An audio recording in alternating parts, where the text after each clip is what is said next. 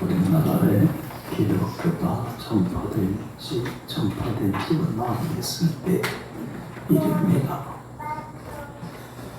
그러니까 교회가 많지를 못하니까 교회의 모임이 공동체인 노회라고 하는 게 있는데 우리나라에 노회가 하나밖에 없었어요.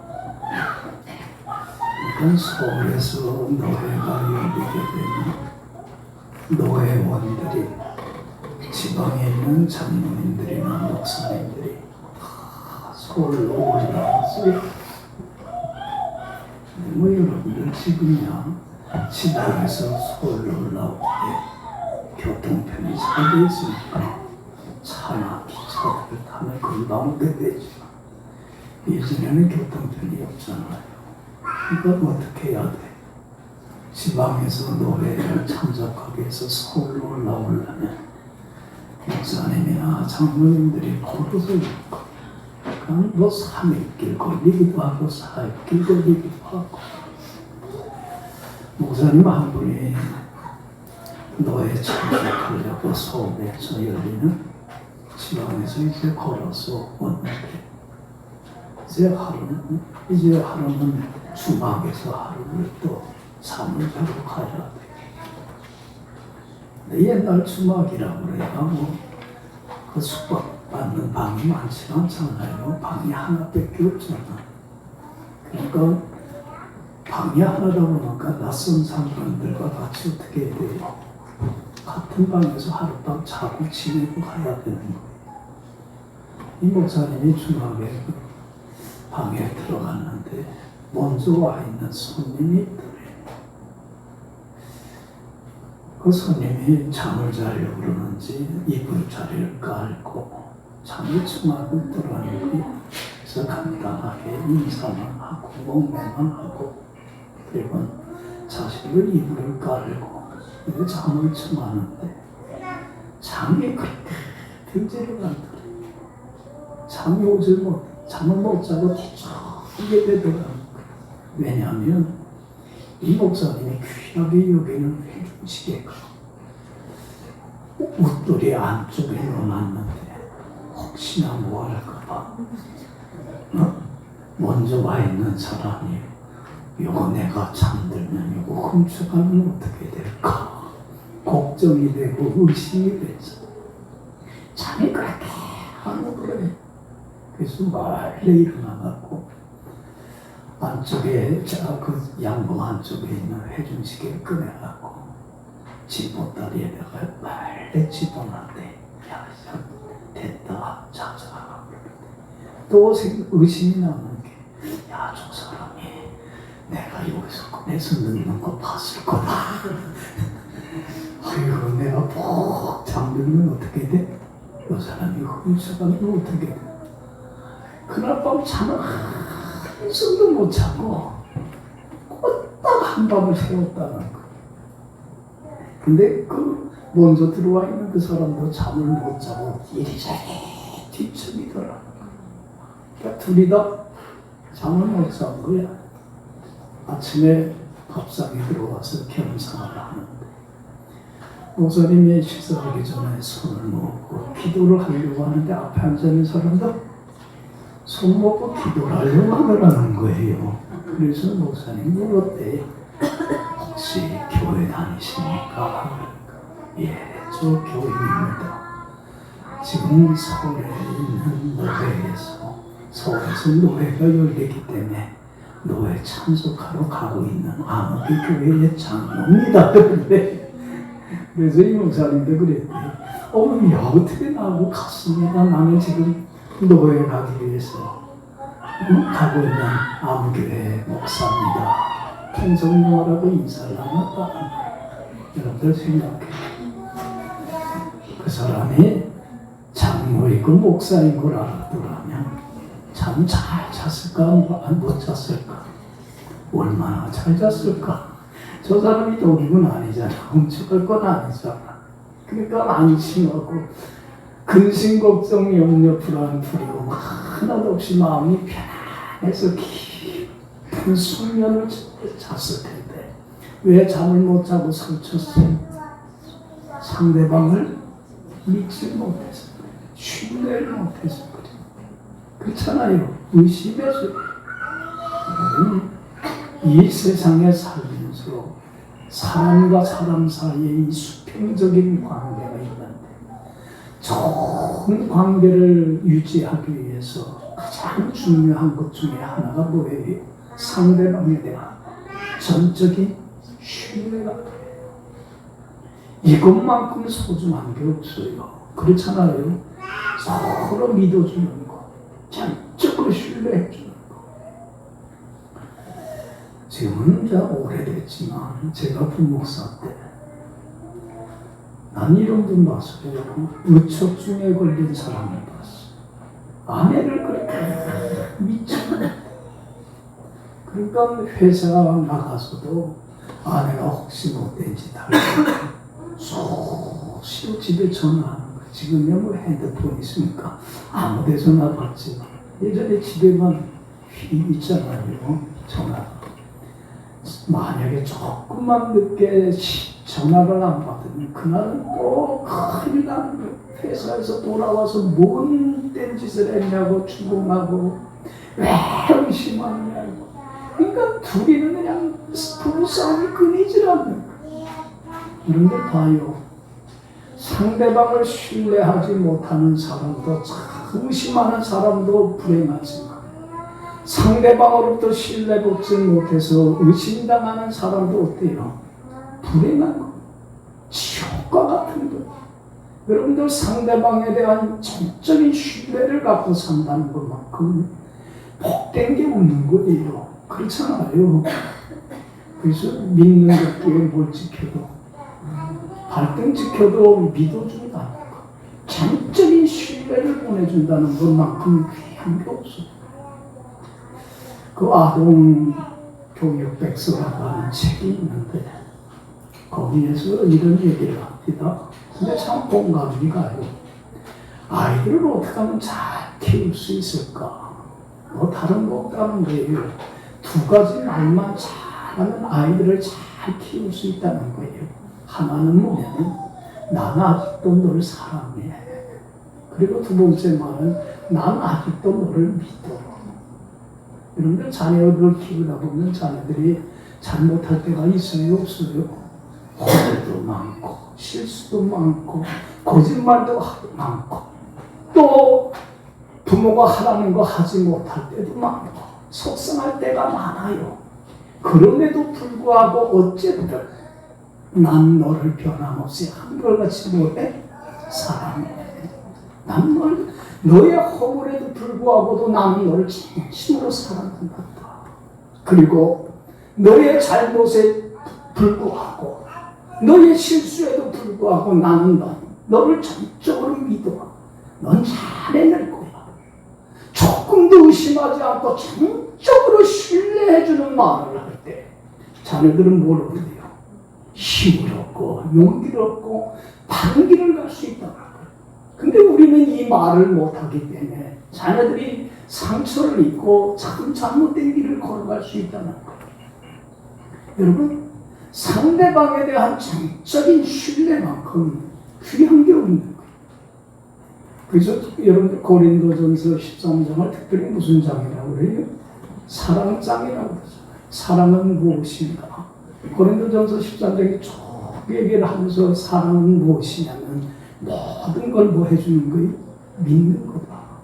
전적으로 신뢰해주는 게 정말로 참된 사랑이다.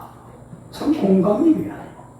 여러분들 아내가 남편을 전적으로 신뢰해서 믿고 따라줘봐요. 좋아요, 안 좋아요? 얼마나 좋아요. 남편이 아내를 전적으로 신뢰하고 따라줘봐요. 얼마나 좋아요. 그렇잖아요. 그 사람을 조금도 믿지 못해서 의심해서 따라주지 못할 때에 얼마나 서로에게 상처가 되는지 몰라요. 여러분들 부모도 그래요. 자식을 전적으로 신뢰하고 따라주고 또 자녀도 부모를 전적으로 신뢰하고 따라줄 때에 얼마나 좋아요. 저는 목회할 때도 그래요. 목회하면서 언제가 제일 제일 목사로서 보람과 기쁨을 느끼냐면 교인들이 목사를 믿고 따라줄 때, 우리 목사님은 괜찮아, 참 훌륭한 좋은 목사님이야, 목사님은 나를 참 좋은 곳으로 인도해 주길 원해, 그래서 목사의 말을 믿고 전적으로 신뢰하고 따라주면 그렇게 좋아. 네? 제일 속상할 때가 저를 신뢰해주지 못하고 따라주지 않을 때, 그때 참 속상해. 제가 여러분들을 전적으로 믿고 따라주면 얼마나 좋아요. 그러니까 믿음 신뢰를 해주는 것만큼 귀한 것 없어요. 이렇게 사람과 사람 사이의 수평적인 관계에서도 서로에 대한 전적인 신뢰가 귀한 것처럼, 하나님과 나와의 이 수직적인 관계에 있어서도 뭐가 제일 소중한 거예요? 믿어주는 거예요. 하나님은 나를 전적으로 신뢰하고 따라줘요. 그런 것처럼 하나님이 나를 믿는 것처럼 이제는 나도 하나님을 어떻게 해요? 전적으로 신뢰하고 주님을 따라주는 것만큼 여러분들 주님을 기쁘게 하고 행복하게 해드리는 게 없어요. 할렐루야. 그래서 늘 설교하지만 우리 예수 믿는 사람들은 무엇 하나 가지고 사는 사람들이, 돈 가지고 사는 사람들도 아니고 건강 의지하며 사는 사람들은 아니에요. 우리는 오직 뭐 하나 갖고 사는 사람들이에요. 믿음으로만 사는 사람들. 그래서 로마서 1장 17절 말씀 저는 참 좋아해요. 오직 의인은 무엇으로 말미암아 살리라? 믿음으로 말미암아 살리라. 여러분들 봐요. 의인은, 여러분들 우리가 어떻게 하나님 앞에 의롭다함을 받을 수 있어요? 말씀대로 살지 못하고 더럽고 추한 얼마나 냄새나는 죄인이에요. 하루에도 수십 번 수백 번 그리 앞에 죄 앞에 무릎 꿇고 굴복하는, 하나님 앞에 설 수 없는 더럽고 추한 죄인일 뿐이에요.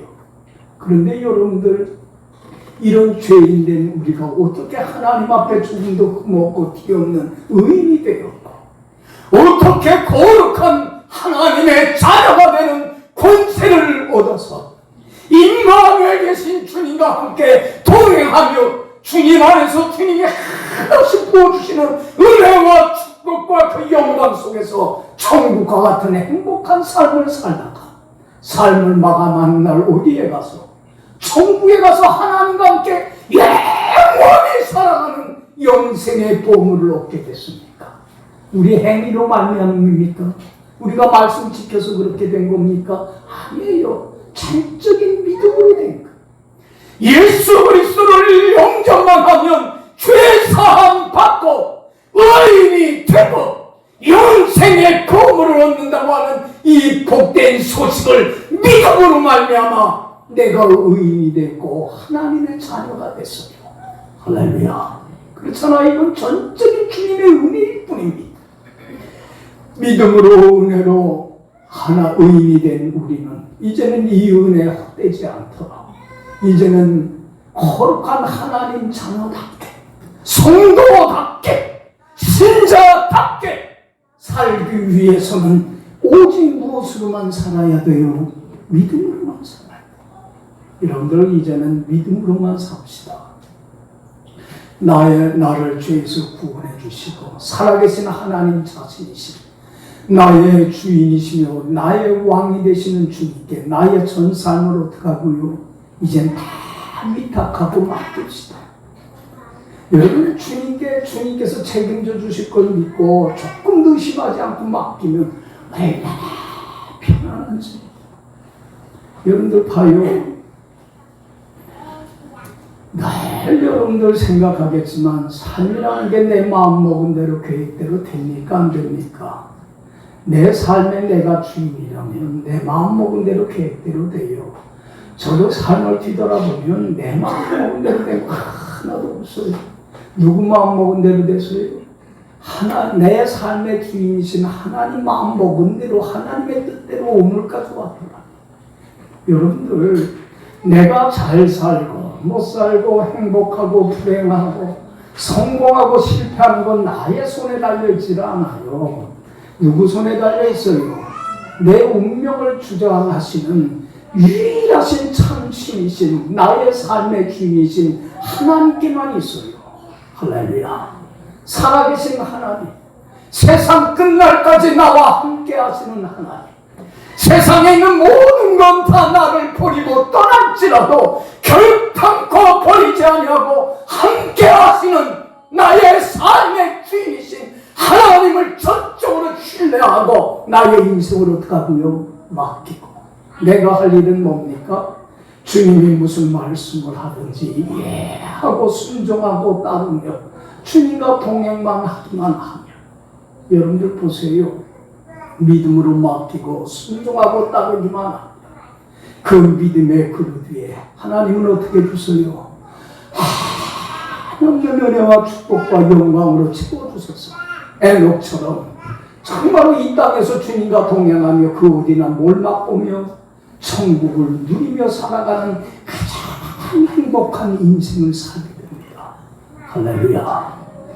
여러분 믿음으로 살고 있습니까? 한번 물어봅시다. 정말로 주님이 날 믿고 따라주시듯이 나도 주님을 전적으로 신뢰하고 조금도 의심하지 않고 살아계신 하나님께 나의 운명을 다 맡기고 살든지 죽든지 주님 뜻대로 하세요 맡기고 말씀에 순종하며 날마다 주님과 동행하며 따르며 참다운 신자답게 여러분들은 삶을 살아가고 있습니까? 그렇게 살고 있습니까? 여러분들 주님께 인생을 맡기고 순종하며 동행하는 신앙이 참된 신앙이고 이게 살아있는 신앙이고 이 신앙을 살려면 여러분들 버려야 될 것도 많고 사단에 얼마나 많은 시험과 유혹이 따르는지 몰라요. 여러분들 이 세상에서 예수 믿고 따르면서 천국을 누리고 천국 복음을 전파하는 이 사명 감당하기를 제일 싫어하는 게 누구예요?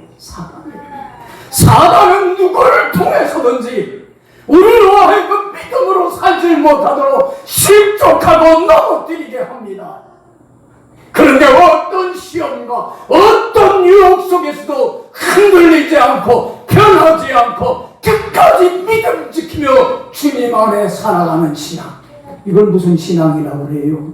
이게 참된 신앙이고 이게 온전한 신앙이고 이것이 큰 신앙이고 이것이 순금과 같은 믿음입니다. 이런 믿음의 사람이 되어야만 됩니다. 할렐루야. 여러분 우리가 믿는다고 하면서도 순종하지 못한다고 한다면 행함이 없다면 이것은 무슨 믿음이에요? 이건 거짓된 믿음이에요. 이건 죽은 믿음이에요. 여러분들 야고보서 2장 26절에 그래요. 영혼이 없는 몸이 뭐한 것처럼 죽은 것과 같이 행함이 없는 순종이 없는 따름이 없는 믿음은 무슨 믿음입니다? 죽은 것입니다. 여러분들 봐요. 우리 몸에서 영혼이 떠나버리고 마세요. 뭔가 영혼이 분리돼 버리고 말면 사람은 죽어요. 여러분들 사람이 죽으면 무지하게 쓸모없는 무가치한 자가 돼버리고 말아요. 그리고 그 몸은 썩어가요. 냄새가 나요. 그러니까 사람이 죽은 사람은 쓸모가 없기 때문에 어떡합니까? 산에 가서 매장을 시키거나 화장을 해버리지 말아요. 여러분 주님께 내 운명을 맡기고 순종하고 따르지 못하는 믿음은 무슨 믿음이에요? 아무짝에 쓸모가 없는 무가치한 믿음이고 무능력한 믿음이고 온전치 못한 믿음이에요. 거짓된 믿음이에요. 여러분 우리 예수 믿는 사람들은 참된 믿음, 살아있는 믿음의 소유자가 되어야만 돼요. 할렐루야. 근데 여러분들 잘 여기 봐요. 이런 믿음으로 살기를 원하지만 이 믿음도 누가 주셔야 돼요? 여러분들 분명히 알아야 돼요. 믿음도 하나님이 주시는 은사여 선물이요 축복이에요. 여러분들 어떤 분이 그래요. 목사님 저도요. 믿음으로 주님께 전산 맡기고 순종하며 주님과 동행하며 살고 싶어요. 그런데 아무리 그렇게 그렇게 살아가려고 하도 믿음이 생기질 않아요. 믿음으로 살아가지 못해요. 고민하는 분들이 있어요. 여러분들 봐요. 내가 믿음으로 살아가야지. 참된 믿음의 소유자가 돼야지. 그래서 정말 주님을 온전히 따름으로 주님 안에서 천국을 누리는, 그래서 천국 복음을 전파하는 신자다운 신자가 돼야지. 우리 애써도 안 돼. 여러분들 봐요. 내가 애쓰고 수고한다고 되는 게 아니에요. 믿음도 누가 주셔야 돼요? 하나님이 주세요. 그래서 여러분들 기도하세요. 우리 기도할 제목들이 참 많아. 다 하나님이 주셔야 돼. 내가 할 수 있는 게 없어. 그래 안 그래? 하나님이 주셔야 돼. 믿음도 하나님이 주셔야 돼. 하나님 나에게 참된 믿음 주소요. 온전한 믿음 주소요. 어떤 시험과 어떤 유혹 속에서도 흔들리지 않고 요동치 아니하는 순금과 같은 큰 믿음의 사람 되게 해주세요. 기도하면 주님이 믿게 해주세요. 믿습니까? 믿음도 주님이 주셔야 돼요. 그래서 오늘 설교 제목이 뭐예요?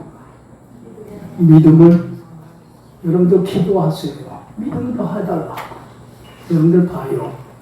지난주날도 설교를 했지만 예수님의 제자들은 자신들이 믿음이 있는 줄 알았어요. 그런데 예수님이 이제 고난받고 죽음을 앞둔 십자가에 죽기 전 바로 전날 제자들한테 뭘 얘기를 했어요?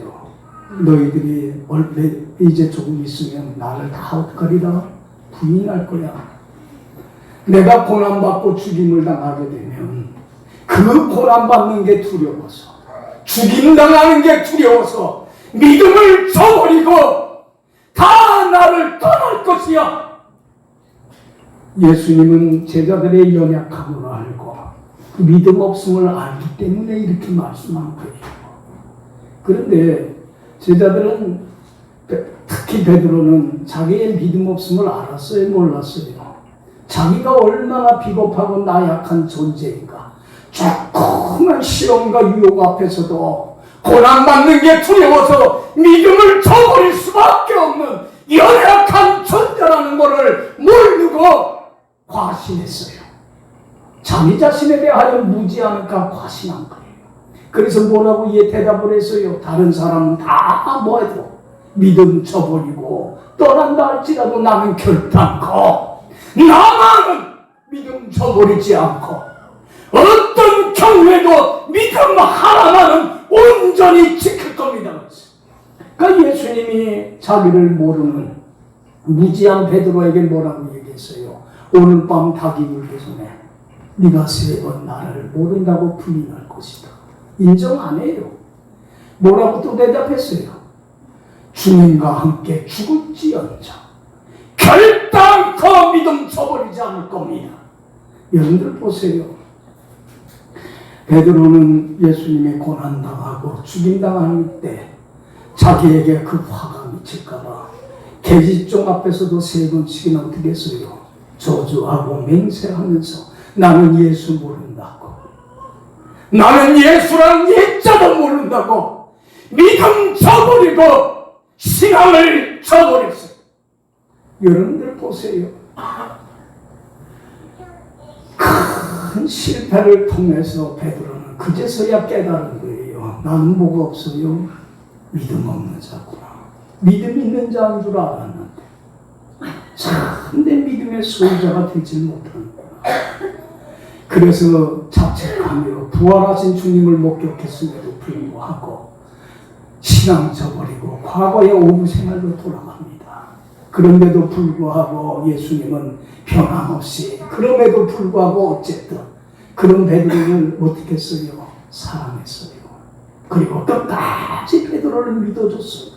너는 지금 연약해서 믿음이 없어서 나를 떠났지만 너는 나의 좋은 제자가 될 거다. 그러면서 다시 제자로 되겠어요. 나를 따르라 불러주셨어요. 예수님은 끝까지 믿어줬어요. 신뢰해줬어요. 이게 사랑이에요.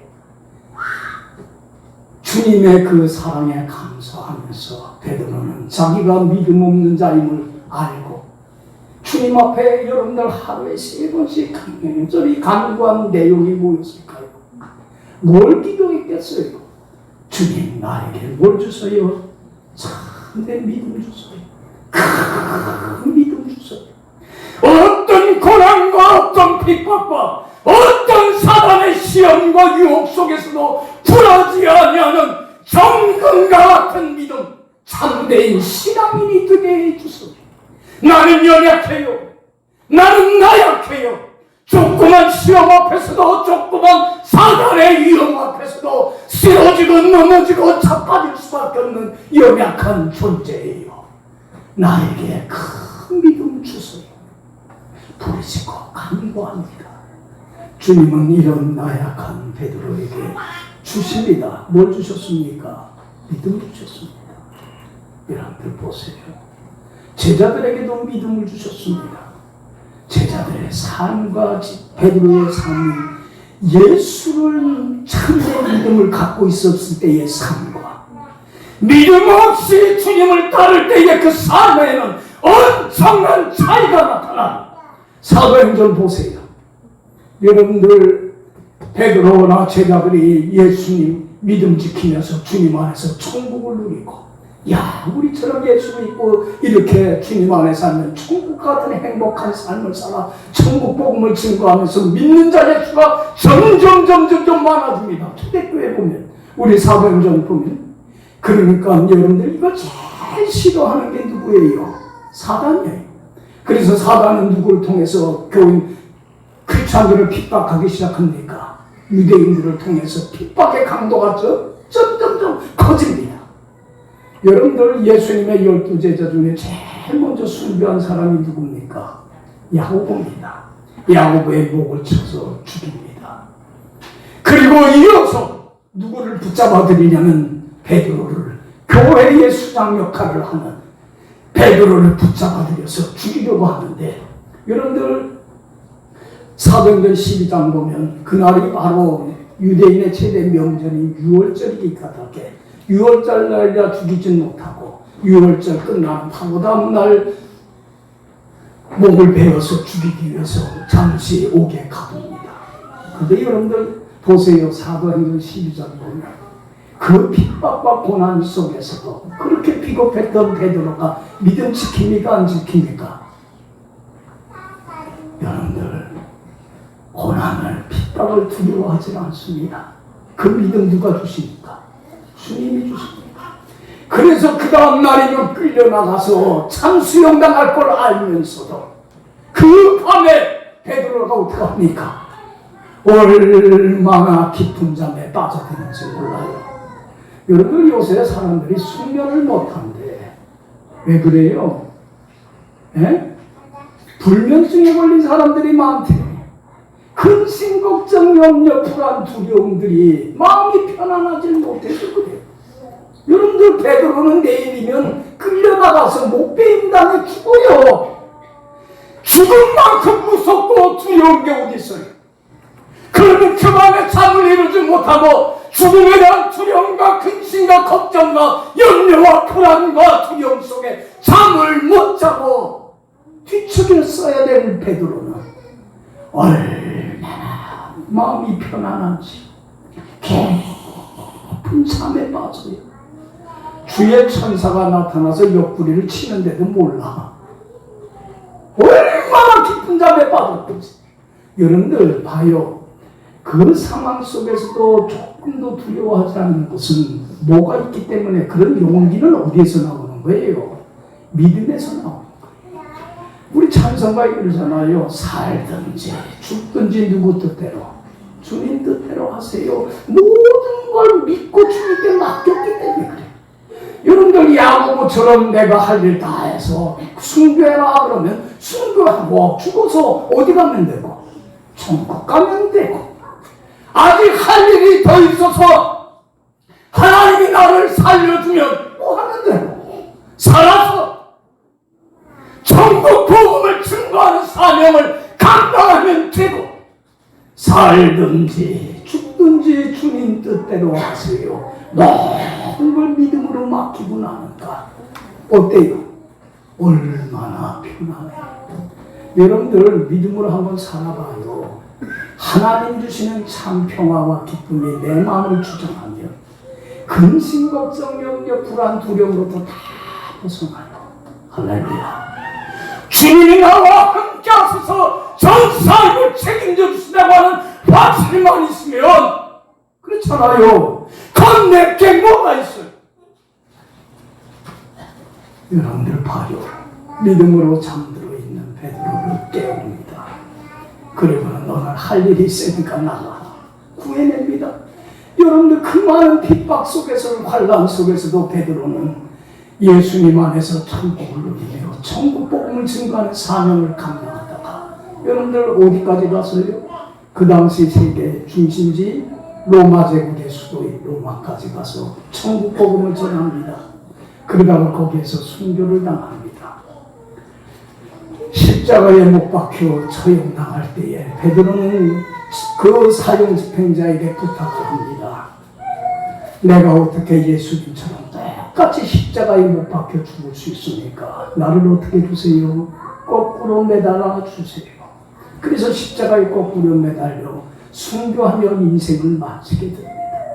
여러분, 그렇게 나약했던 베드로, 이렇게 용기 있는 사람으로, 담대한 사람으로 바꾼 것은 뭐예요?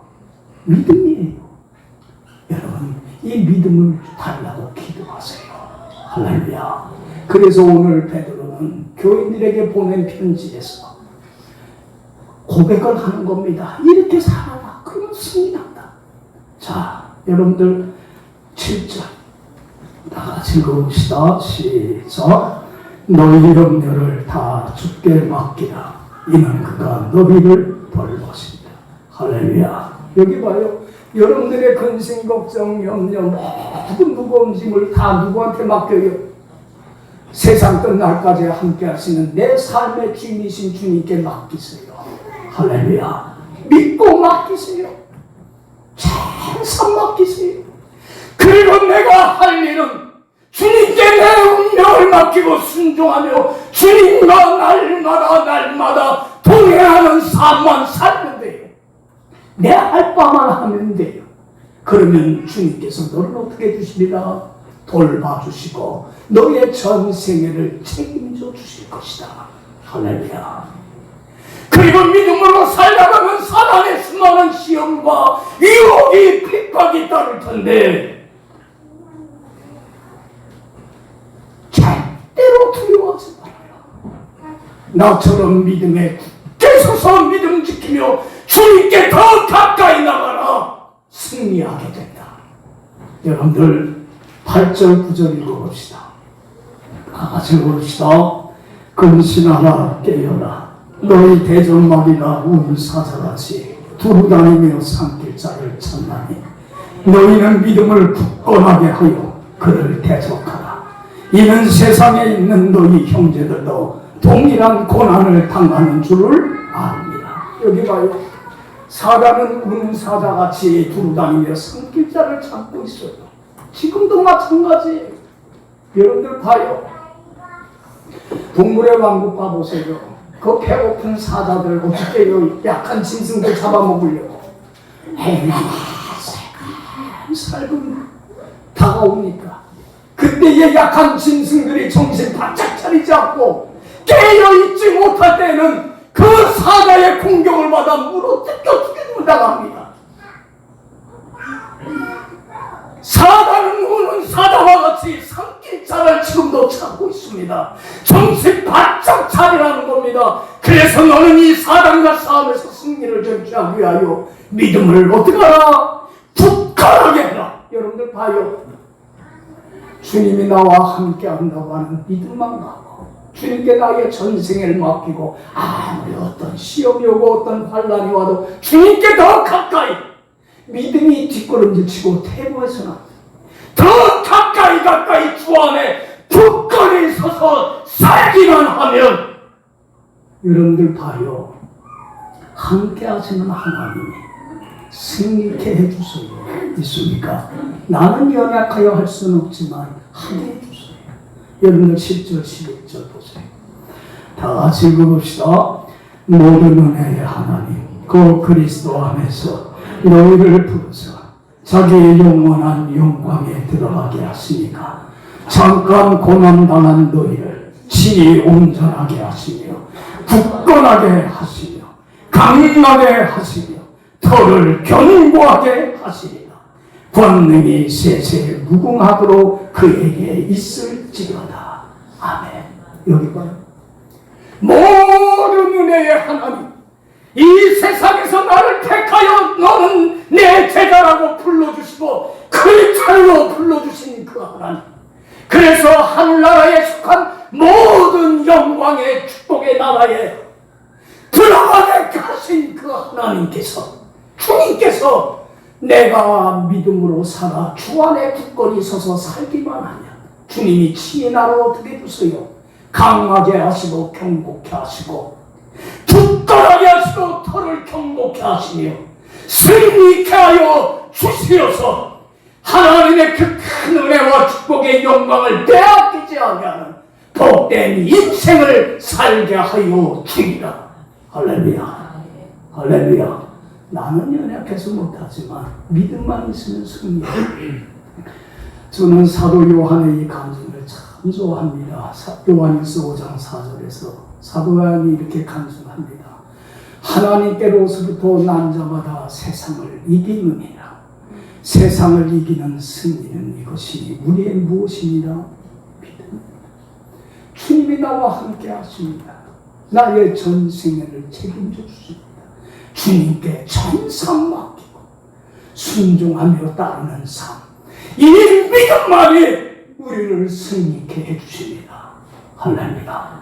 여러분들, 저는 다니엘과 사드락 메삭 아벤느고를 참 좋아해요. 야, 나도 이렇게 신앙의 지조와 절개를 지킬 수 있을까? 바벨론 제국의 나라가 멸망당하고 이 많은 청년들이 바벨론 제국의 노예로 끌려갑니다. 그리고는 바벨론 제국의 느부갓네살 왕은 커다란 금신상을 만들어 놓고 여기에 절하라고 합니다. 많은 사람들이 죽는 게 두려워서, 왕의 명을 거역하면 죽는 거 아니에요. 그게 두려워서 불의 앞에, 죄 앞에, 우상 앞에 무릎 꿇고 타협을 합니다. 그런데 여러분들, 다니엘이나 사드락 메삭 아벤느고는 어떡합니까? 절합니까? 안 합니까?